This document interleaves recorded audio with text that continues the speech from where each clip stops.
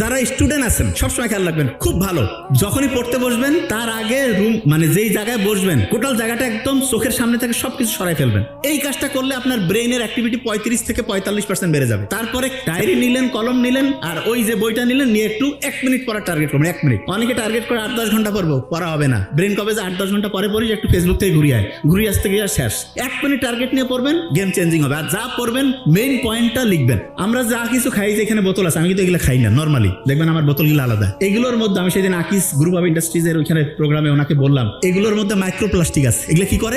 রক্তের মধ্যে ঢুকে রক্তের নালীগুলোকে আস্তে আস্তে আস্তে আস্তে আস্তে জ্যাম করে দেয়, এবং রক্ত ঠিকভাবে কাজ করতে পারে না। রক্ত হচ্ছে জ্যামের মধ্যে পড়ে যায়। রক্ত যদি ঠিকভাবে কাজ না করে, তখন দেখা যায় আমাদের শরীরে রোগ জীবাণু বাঁধে। এবং এই জন্য ইসলামের মোহাম্মদ সাল্লাল্লাহু আলাইহি ওয়াসাল্লাম খুব অসাধারণ একটা হচ্ছে রক্ত পরিষ্কারের জন্য হিজামা করবেন। এবং সব খাবারের মধ্যে এত প্লাস্টিক, বিজ্ঞানীরা দেখছে প্রতিদিন প্রায় 50,000 মাইক্রোপ্লাস্টিক আমাদের শরীরে ঢুকতেছে। আস্তে আস্তে এটা আমাদের কোষগুলোর যে স্বাভাবিক গঠন ধ্বংস করতেছে,